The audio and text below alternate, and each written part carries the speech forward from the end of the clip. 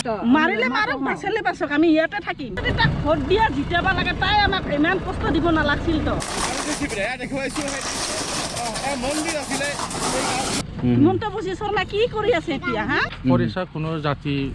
आरो কোনো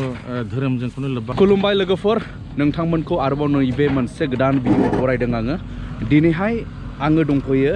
जि नटिस होजानाय जायगा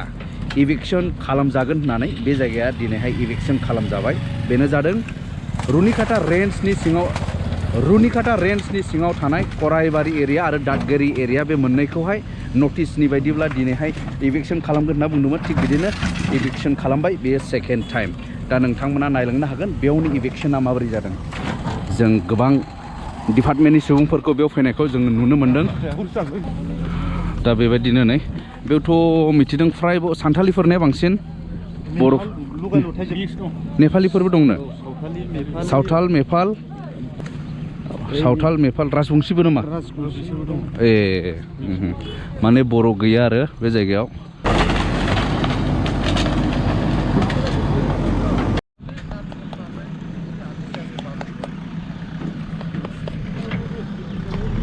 हरै बोस्रांबाय हरनै साफा खालामबाय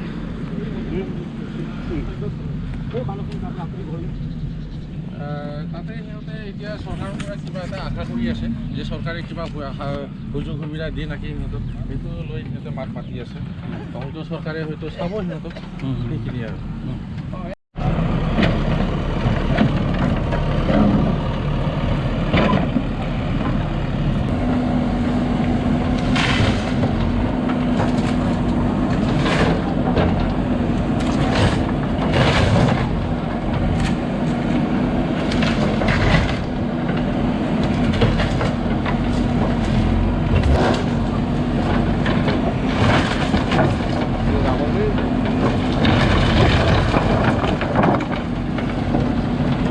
दा बिदिनो बोस्रांगासिनो दं माने बोफायगासिनो दङ बेनिफ्राय नैबेयाव जोङो नुदों मोनसे मन्दिर दङ नै बे गामियावबो नैबे मन्दिर माने मा मन्दिर आं बेखौ बुंनो रोंनाय नंले जेखियानोबो बेबायदि नै मन्दिर नायदो सिफायसिगोन नैबे मन्दिरखौ नै मन्दिर फिसा दंमोन बेवहाय বন বিভাগৰ উচ্ছেদ অভিযান মন্দিৰ ইতিমধ্যে ভাঙি দিয়া হৈছে আৰু দেখিবলৈ এয়া দেখুৱাইছোঁ সেই মন্দিৰ আছিলে এই গাঁওখনৰ অবৈধভাৱে স্থাপন কৰা গাঁওখনে এই মন্দিৰসমূহ আজি মন্দিৰত কিন্তু এই উচ্ছেদ অভিযানৰ ভাঙি দিয়া হৈছে अब्ला बेखौबो बोस्रांबाय नै स्रां बेनोमोन जाहैबाय मोनसे मन्दिर नै नायदो बेखौ स्लिम खालामबाय मा मन्दिरमोनथाय आंबो सिनायाखिसै गणेश मन्दिर ना माबा मोनो बियो सिमेन्टनि मोन नै सिमेन्टेड बेनिफ्राय बेखौहाय स्लिमै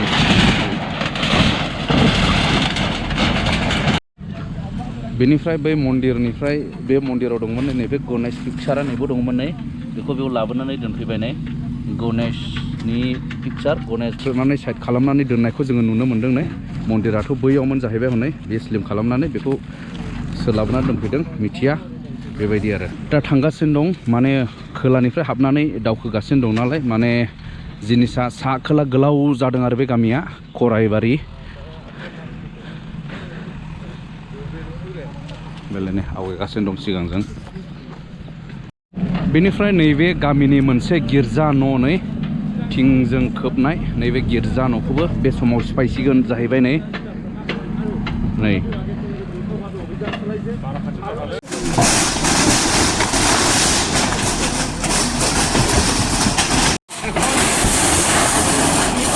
এতিয়া দেখা গৈছে গীৰ্জা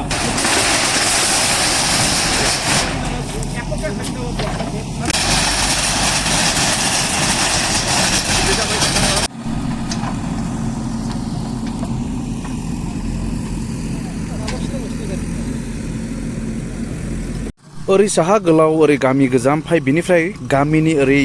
गामिनि ओरैहाय जिथु सोनाबहा जिनाखि एरिया दं बेखिनियावहाय जों आबाद खालामनायखौ नुनो मोन्दों नैबेफोराव बेसरफोर फोदोंमोन जानांगौ नै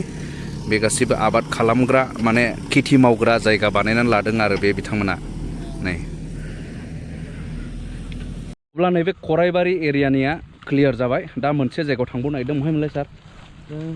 नेक्स्ट जायगाया मामोन सार आखिगुरि ना माबा होनदोंमोन दा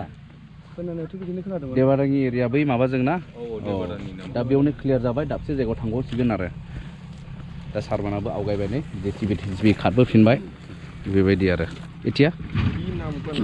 अक्सिगुरि सारमोना फैबाय नै दा जेसिबियाबो फैबाय अक्सिगुरियाव थांसिगोन आरो दा नेक्स्ट अक्सिगुरिया बर' गामि होननानै मिथिदों दा बोस्रांनाया जोबनायखाय जोंबो थाबायबोनानै आङो नैबेखिनियाव एसे मेंनायखाय जेकेटखौ खुनानै लाबाय बेनिफ्राय बेयावनि सुबुंफ्रा नै बिसोरनोमोन नै दा हौवा सुबुंफोरखौ जों बेयाव नुनो मोनाखै गासैबो एरायजोबदों ओमफ्राय बिसोरनि गावसोरनि माबाफोरखौ जिफोरखौ थफ्ला बुस्थुफोरखौ बिथांमोना बोस्रांजोबखाबायमोन बायदि घरत एक नासिल ना किबाथु थफ्ला थफ्लि किबा बासन पुत्र हा किसुमानार आसिल ए टोपला নহলে আর কেনেকে থাকিব ইয়া কম্বল থাকিবই না কম্বল না থাকিলে রাতে কেনেকে থাকিম ইমান ঠান্ডা বৰষুণো পৰিছে অলপমান এতিয়াতো ঘৰটো বঙাই দিছে তেতিয়াহ'লে থপলা চপলা ভিতৰতে আছিল নেকি ভিতৰত আছিল তো স্যার হাৰি কৰাই সব ভিতৰতে আছে ছাল আচ্ছা সব ভিতৰতে আছিল না কয় ঘৰ মান আছিল এনে 30 ঘৰ না 30 ঘৰ কিমান বছৰৰ পৰা আছিল 2005 ৰ পৰা আছিল 2005 2005 সার বিলাকে কইছে আগতো 3 বার মান ইরে করা হইছে বলে হ্যাঁ 5 বার এটি 5 বার 5 বার এনেকে মুখ দি ওয়ার্নিং দিছিল আচ্ছা তেতিয়া পিছত 2 বার জ্বলাইছে আর এনেকা 3 বার যি হোক 3 বারে হোক জ্বলাইছে ভঙাইছে এনেকাই কৰিছে স্যার মানে এনেকা তুরমার কৰিছে এনেকা হলে মানিটো মারি দিব পারে সরকার জি করবে ইচ্ছে তাকে পারে সরকার হয় সরকারে যদি এনেকা কৰি আছে তাহলে পাবলিকে কি কৰিব তাক ভোট দিব তাক ভোট পাব একো নাপায় কথা আমি যদি তাক ভোট দিয়া জিতাব লাগে তাই আমাক ইমান কষ্ট দিব নালাগছিল তো ইমান ল'ৰা ছোৱালী ইমান শাস্তি দিব নালাগছিল ইমান সৰু ল'ৰা ছোৱালী ক'ত থাকিব এতিয়া গাছি তলত থাকিব পায় গাছতো ইমান পাত নাই ইমান কষ্টত ৰাখি আছে সরকার হলে অলপ বুজিব লাগে হিমন্ত বিশ্ব শর্মা কি কৰি আছে এতিয়া ইমান কষ্ট দি আছে ল'ৰা ছোৱালী মন্দিৰ ঘৰ গিৰ্জা ঘৰ সব ভঙাল অলপ গিৰ্জা ঘৰ মন্দিৰ ঘৰ থাকিলে কিন্তু তাতে আমি বনবাস কৰি থাকিব পাৰিব কিয় ভঙাই দি আহিল আমি ক'ত থাকিম ল'ৰা ছোৱালী লিয়া মাৰিলে মাৰক বাচলে বাচক আমি ইয়াতে থাকিম मात्र 3 बिघा दिन्छ भन्यो पानी अनि दिन्छ भन्यो अरु के अरे करेन्ट लेन दिन्छ भनेर भन्यो अहिले त छैन फेरिङ्गे सालले तपाईको कहाँमा थियो घर मेरो यही हो मेरो कति साल भयो कति साल भयो 2005 मेरो बुहारीहरु यिनीहरू ल अच्छा ठीक আছে बे बिथांमोना नै गासैबो ओमफ्राय बिसिनि नैबे एभिक्टेड खालामजानाय सुबुंफोरनि बुंनाय रावखौ नोंथांमोना खोनाबाय बेबायदि आरोबाव नैबे इभिक्शन जायगायाव लोगो मोनफैबावबाय सार रुनिखाटा फरेस्ट रेन्जनि रेन्जार सार दा सारा दिनैनि नैबे सेकेन्ड इभिक्शननि सायाव सारा मा बुंगोन जोङोथ' बे एरियायाव आगोलावबो खालामखांखाबाय आरो नैबेहाय बुंनो थाङोब्ला बेयाव नैथि थामथि बार जाबाय जों बेयाव इभिक्शन खालामनाया बिथांमोनहा जों बुंसेयावबो गले गले बुंसेयावबो बे जायगानिफ्राय ओंखारलाङाखै जायनि थाखाय दिनैहाय थार्ड टाइमनि थाखाय जों दिनैहाय खालामनांगौ बायद' जादों फोर टाइम जाबाय खेबब्रै बेजों सिगां खेबथाम थांखाबाय ओमफ्राय बे ओनसोलाव न'खरसे बायदि सार बेयाव गासै 30 घरसो दङ 30 घरसो ना 30 घरसो दङ आच्छा आरो बिथांमोनहा बे ओनसोलनिनो दादगारिनिफ्राय फैनाय बिथांमोनहा नेपालि आरो आदिबासि बेनिफ्राय राजबंशी बे मोनथाम जातिनि सुबुंखौ जों मोननो हादों सार्भेनि गेजेराव दा बिथांमोनहा स्थायी भाबै बै आइफवालि आरो दादगारि बेफोर ओनसोलाव हा हु गोनांखाजोब बिथांमोनहा खुनु जायगानिफ्राय दस्रा गुबुन मोनसे जायगानिफ्राय फैयाखै बिथांमोनहा लेन्डलेस नङा बिथांमोनहा अलरेडि लेन्ड हल्डारजोब बेखिनियानो जोंनि रेकर्ड मथे जौगागुन्दि दा सोरबा गोबां बुंलायो बे जोंनि ट्राइबेल एरियायाव बेफोरबायदि दखल खालामनानै थानो मोनो मायो होननानै पाब्लिकफ्रा बिराद बुंसोलायदों कमेन्टफोराव जोङो मोननो हादों बेफोरबायदिनि सायावहाय सारा मा बुंगोन बेथ' मोनसे जोंथ' बेखौ बुजिया ट्राइबेल एरिया बा ट्राइबेल सुबुङा हाग्रा दानानै थानो मोना बेखौ आयेना बुंगोन जिहेतु फरेस्टआ खुनु जाति आरो खुनु धोरोमजों खुनु लोब्बा गैया फरेस्टआ मोनसेल' जाति बे फरेस्ट मोनसेल' धोरोम बियो फरेस्ट फरेस्टआ जों बयनिबो थाखाय गोनांथि जोङो पृथिबियाव फरेस्ट नङाबा थांनानै थानो हाया जिहेतु बेखौ जों बयबो मिथिगौ जे फरेस्टआ जोबोद सुबुंनि खाथि सोमोन्दो आरो बयबो सुबुंनिनो जोबोद गोनांथार हिसाबै फरेस्टआ गुबुन मोनसे स्टेटास दङ जायनि थाखाय जों बे फरेस्ट एरियाखौ जोङो रिजार्भ खालामनानै दोननाय जायो मोनफ्रोमबो जोंनि बे बड'लेण्डआवल' नङा गुबुन गुबुन मोनफ्रोमबो देश बिदेशाव नोंथांमोनहा नाय बेबायदि रिजार्भ फरेस्ट गोबां जायगायावनो दङ आरो जोंनि बे जायगायावबो जोंनि बे बड'लेण्डआवबो जिहेतु बे बड'लेण्डनि साफ्रोमबो सुबुंनिनो सम्पद जोंनिनो सम्पद बेखौ जों लाखिनांगोन बेखिनियानो आरो सोरबा बुंदों बिराद कमेन्ट फैदों बे सिफायजोबब्लाबो गिर्जा न'फोरखौ दोननांगौमोन इसोर सिबिग्रा न'फोरखौ दोननांगौमोन होननानै बिराद बुंदों आरो थिग जायाखै मायाखै बेबायदि रिएक्सन होदों आरो पाब्लिकआ बिनि सायाव मा बुंनो नंगौ बे मोनसे धोरोमनि सायाव मोनसे सेन्टिमेन्ट द्र' जादों खिन्थु थांनाय बाराव जों सिफायदों दिनैहाय हयथ' जों सिफायाबो जानो हागौ बै औसिगुरियाव जिहेतु जोंनिफ्राय गोजौ लेभेलनिफ्राय दोनदो दे उनावहाय माबा मोनसे जागोन बे बाथ्रायाव जोंनाव निर्देश हरदों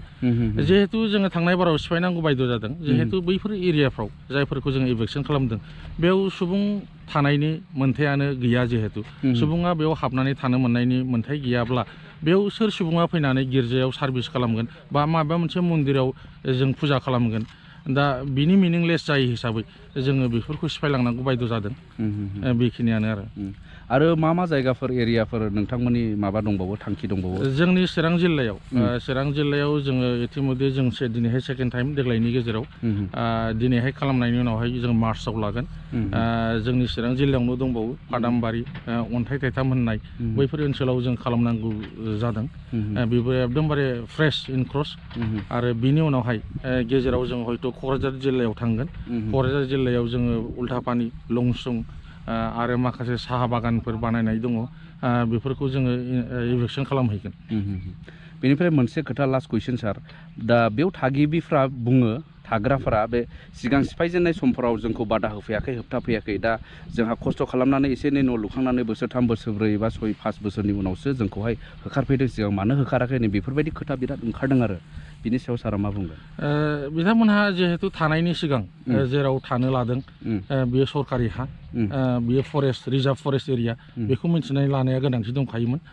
बेयो अलरेडि रेस्ट्रिक्टेड एरिया बेयाव थानो मोनखाया जिहेतु दिनैहाय बेयाव जों खनथाम जाबाय होमब्ला जोंखौ बोरै बुंनो हायो जे जों सिगाङाव माना खालामाखै होननानै अलरेडि इभेक्टेड बेयो 3 टाइम्स बेनि जोङो सिगाङाव बुंदों आगे पिछबो बुङो जेब्लानो मानसिफ्रा हाबजेननो लायो जेब्लानो मानसिफ्रा हाग्रा दाननो लायो जों बे समावनो बादा होखायो बिथांमोनहा गावसिनि सुबिदाखौ लानो थाखाय हयथ' बुंदों बेखिनियानो आरो दे होमब्ला सारनिसिम जोबोद हामबायसै दे गोजोन्थों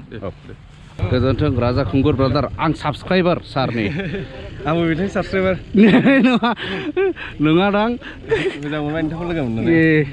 ओमफ्राय बेयावनो फैदों स्पटआव बेयावनो फैदों इलेक्सन माबाखौ नायनो आरोना दे दा बैयाव थांबावसै दाबसे बर' गामियाव थांबावनोसै बे सानथालिफोर आदिबासि नेपालिमा होमब्ला बैयाव लोगो मोनबावसिगोन ना दे